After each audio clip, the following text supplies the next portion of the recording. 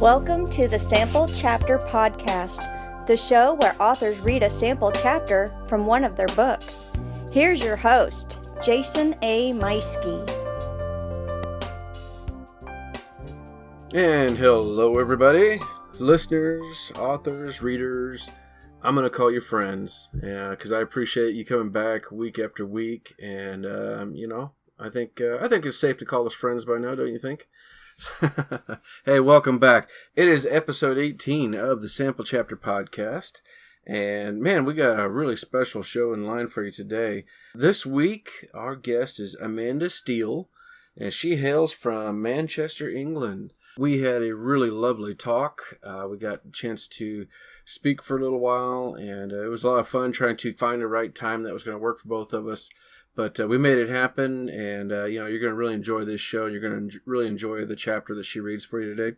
But first off, I should probably take care of a little bit of business first and thank our host site, Podcast Garden.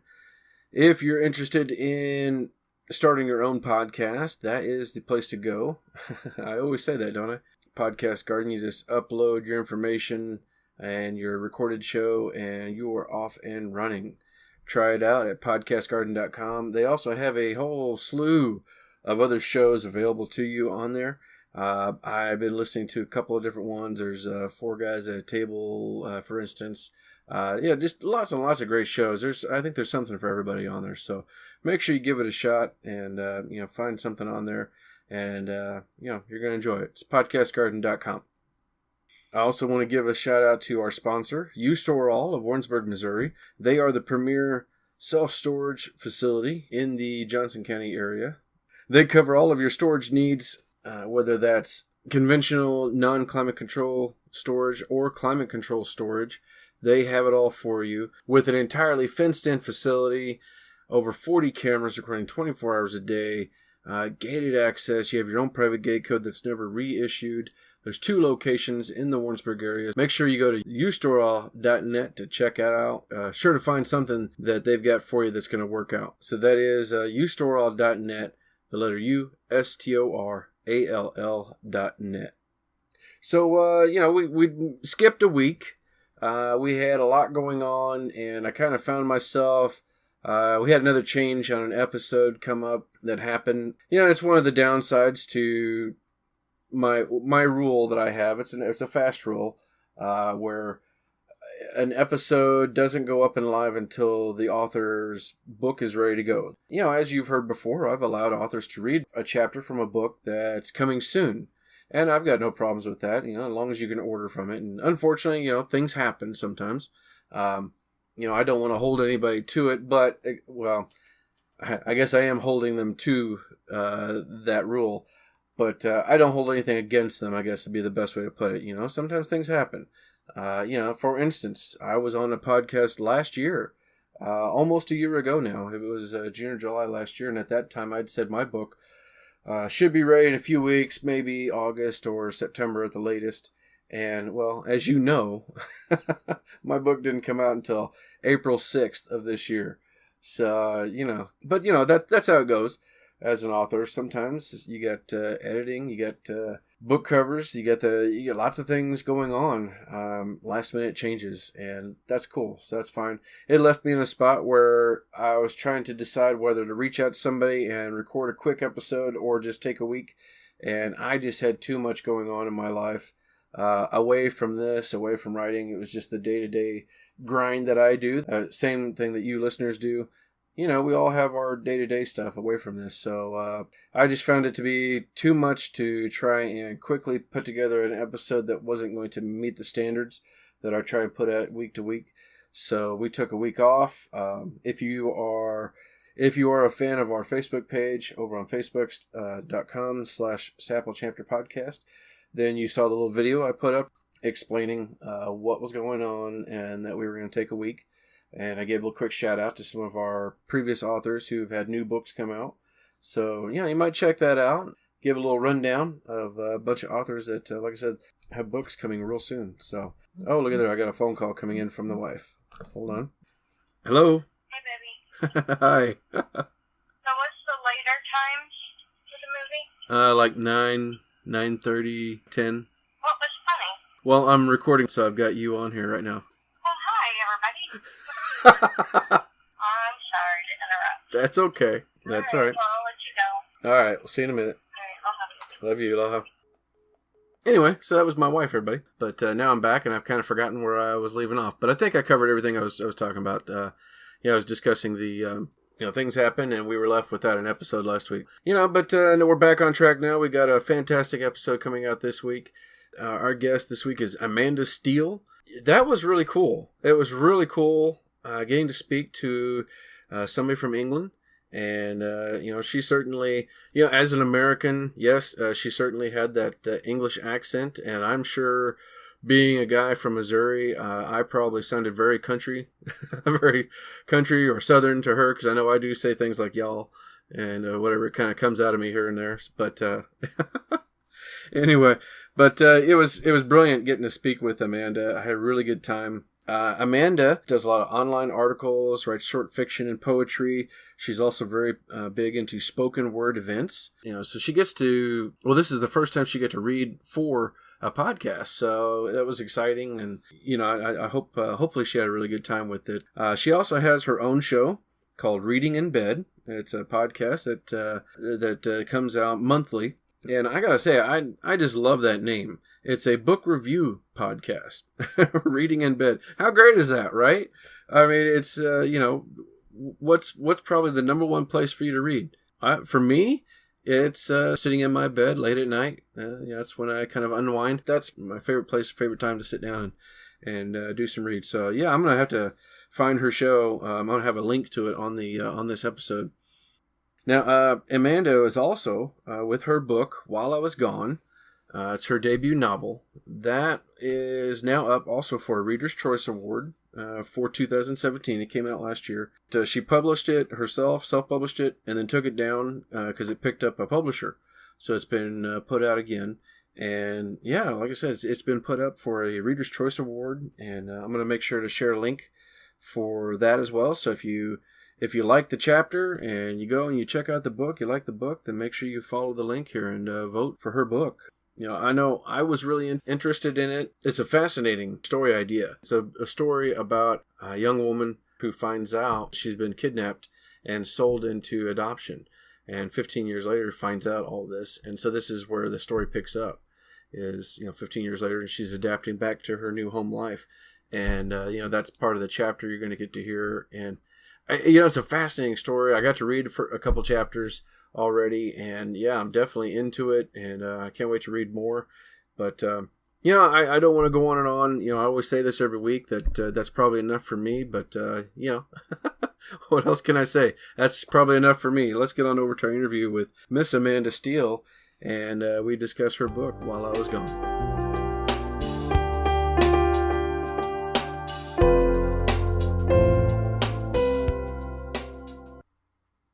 And hello, everybody. Welcome to another episode of the Sample Chapter Podcast. My guest this week is Amanda Steele. She is my first guest from across the pond over in England. Amanda, welcome to the show. Hello. Thanks for having me on the show. Well, it's great having you. So, how are things in England? It's a little crazy over there right now, I understand. Yeah, lots of people going crazy about weddings that they want invited to. It was probably lost in the mail, I'm sure. Yeah. Well, tell the listeners a little bit about yourself. I had my first book published, which was actually self-published, but I took it off the Amazon and I had it picked up by a publisher. So I've been just promoting that, really. I'm just doing crazy things like running about, getting people to pose with pictures of my books, and looking like they've been enjoying it, and then bribing them with cooking. And you do some podcasting too, I understand. Yeah, we do a podcast. We're on the 5th episode now of Reading in Bed, which is a monthly book review podcast. Very nice. So tell us, how did you... I was reading a little bit from While I Was Gone, your first... Now, is this your first book? It's the first self-published book that's now been taken on by a traditional publisher. Oh, very nice. Okay, all right. And you do a lot of like short fiction and poetry as well. Yeah, I do a lot of spoken word events, so that's really good for like, finding out what works and what doesn't work from the reactions you get as you're reading things out. Oh, very nice. Okay. Well, I was reading a little bit of From While I Was Gone. Now, how do you come up with a character like Kayla Marshall and her situation that she finds herself in? I've actually got my mum to thank for that because, like, with the it's very depressing in a way. With the when lots of children get kidnapped, sometimes she has this theory that sometimes the children are actually still alive. So I suppose that's the good side of it. But she thinks that they've been sold for couples who can't have children who have got lots of money. So I just thought, what would it be like for someone to grow up thinking that's their parents, and then to find out when they're an adult that it's actually a lie and they have a real family somewhere else. Oh, wow. Okay.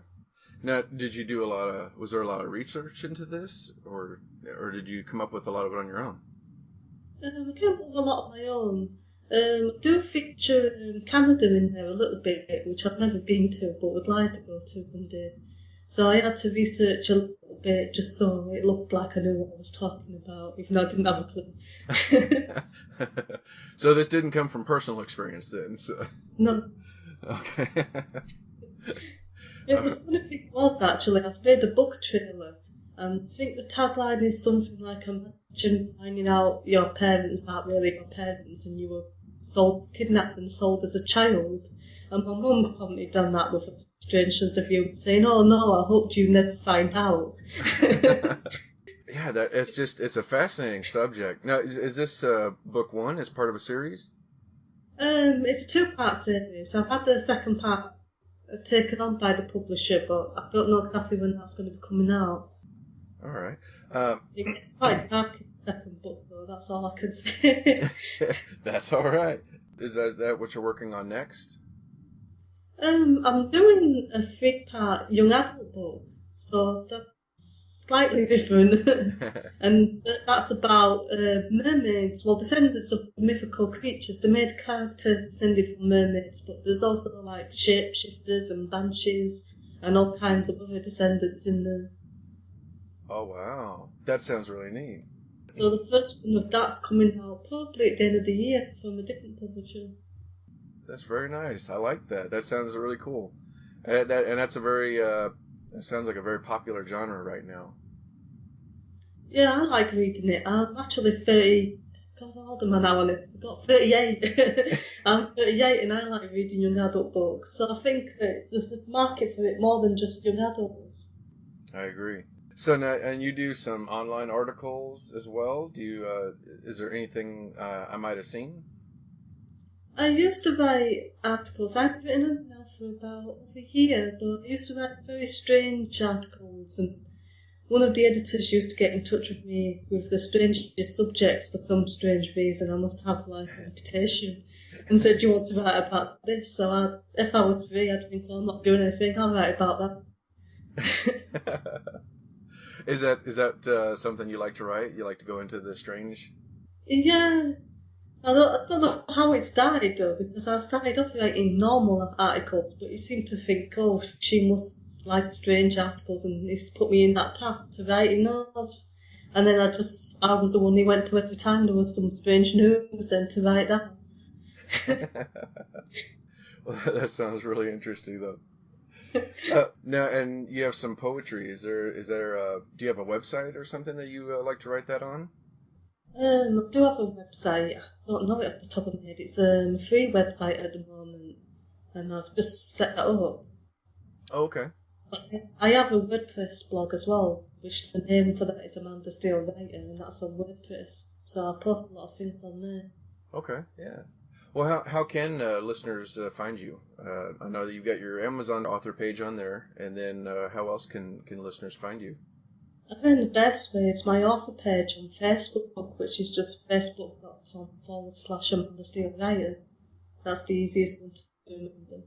Okay, fantastic. Well, I'll have to make sure and share that with everybody. Just a curiosity for myself, anyway. I'd like to know who is Andy, and I'm going to butcher his name. He's got a name like mine. Is it Impoet? Yeah, that's the name he goes by. It's not his real surname. He likes to be anonymous. Okay. Well, I really appreciate that he reached out to me and got us connected. This was really cool. So thank you, Andy, if you're listening. Oh, he said he will be listening when it goes out. Fantastic. Keep listening anyway.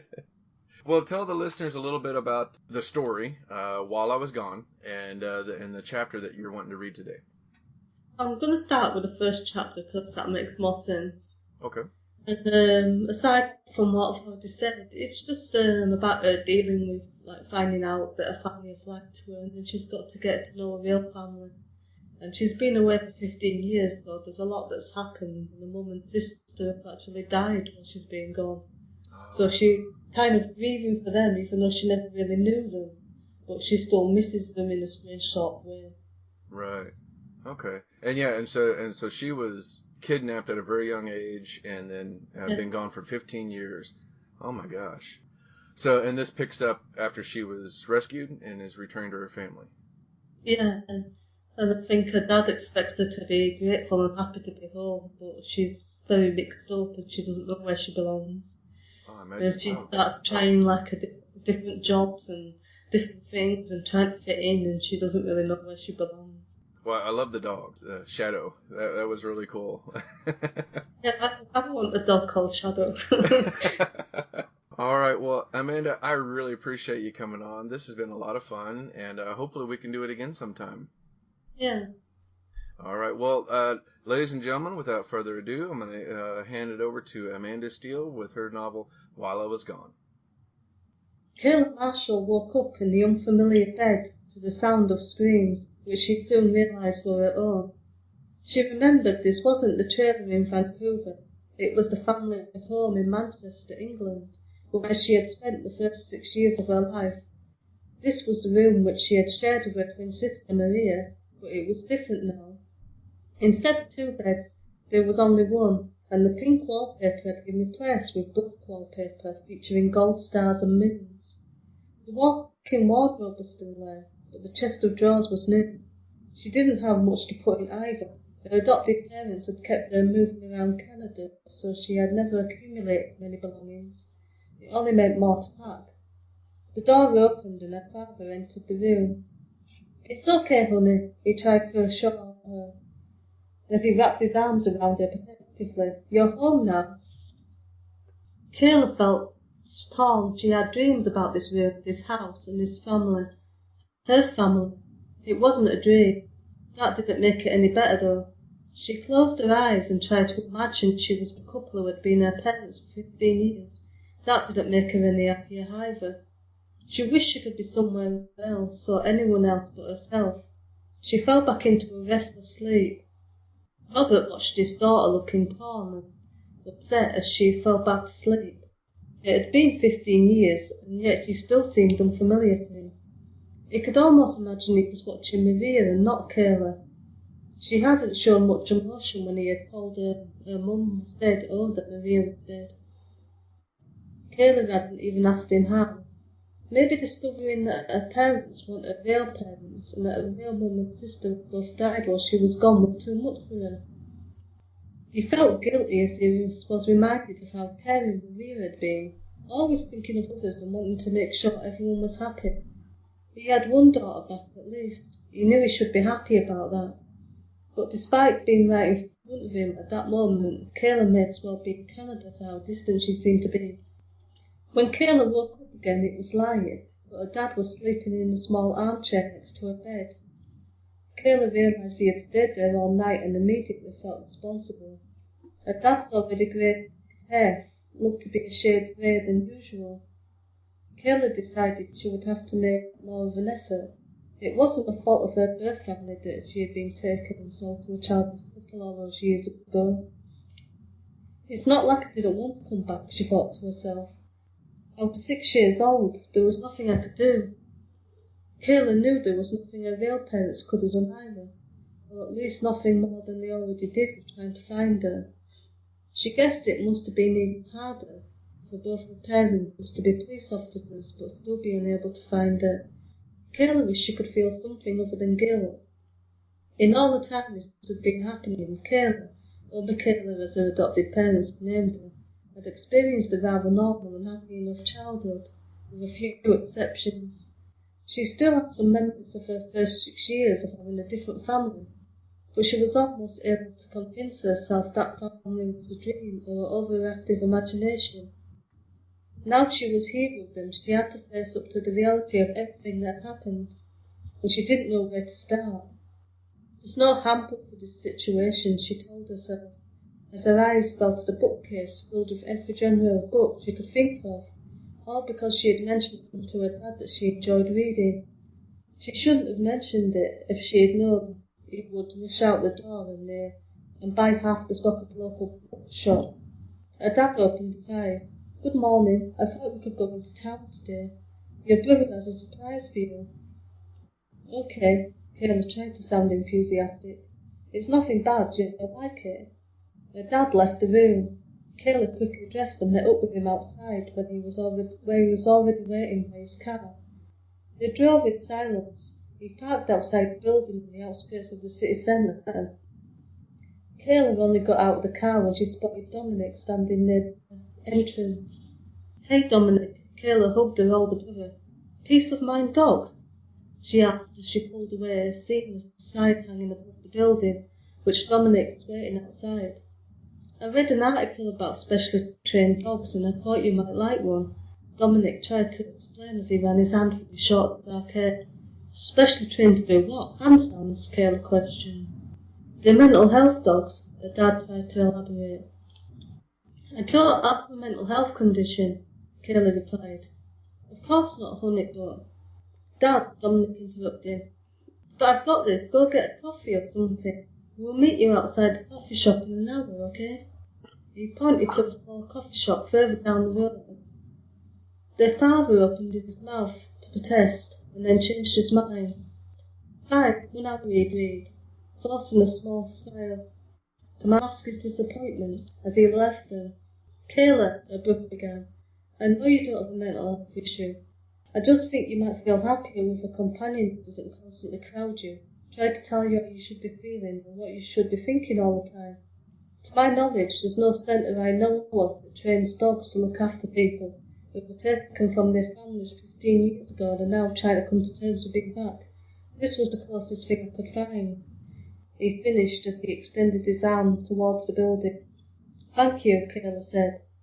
"That's okay. This place wasn't that hard to find, and I guess they fast-tracked things a bit and offered us a huge discount because you were in the Sun and the Mirror last week, titled 'The Kidnapped Girl Who Came Back.'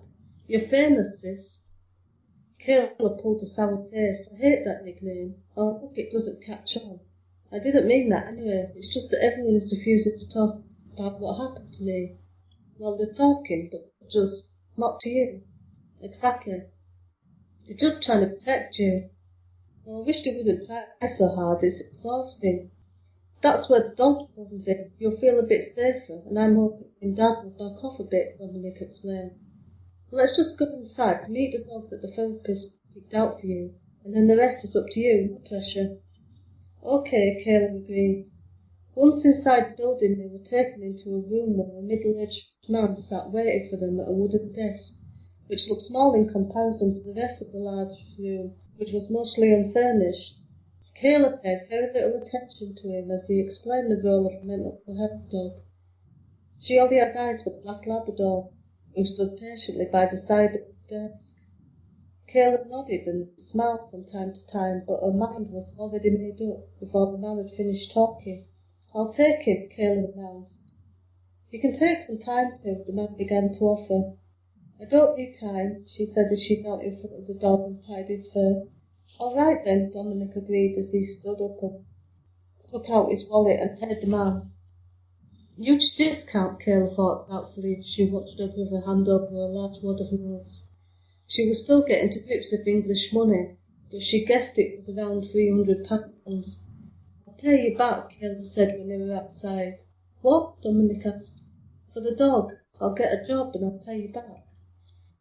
"You're my sister and I just bought you a present. I did just miss your last 15th birthday, so let's call it square."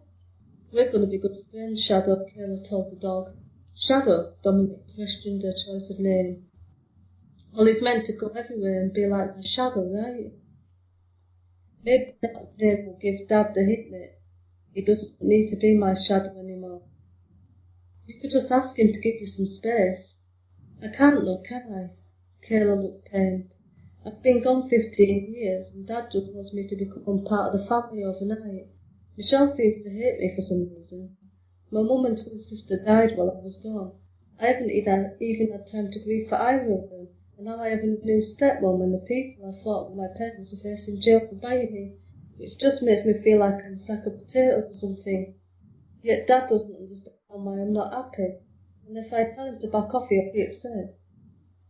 Kayla finally stopped to catch her breath. She realised she was close to tears.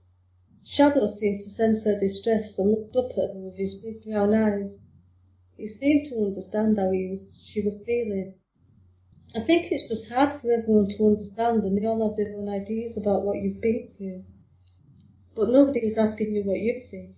In some ways, they've all just made up their minds about what you must be thinking or feeling. Dominic put his hand on her shoulder before they continued walking again.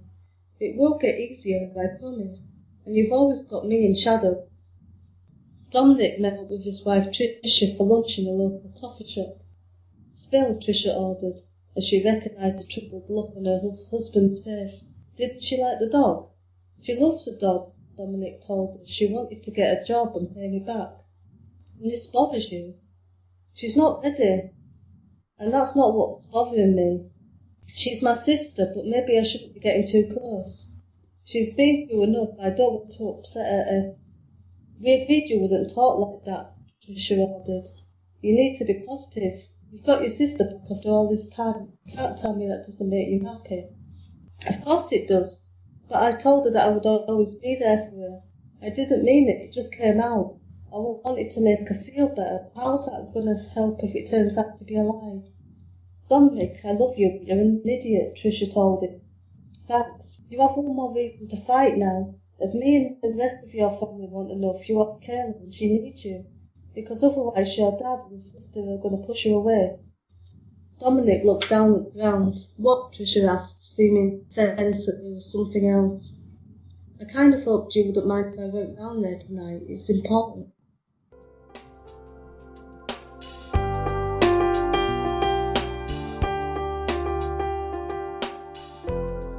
And that was Miss Amanda Steele reading a chapter from her book, While I Was Gone.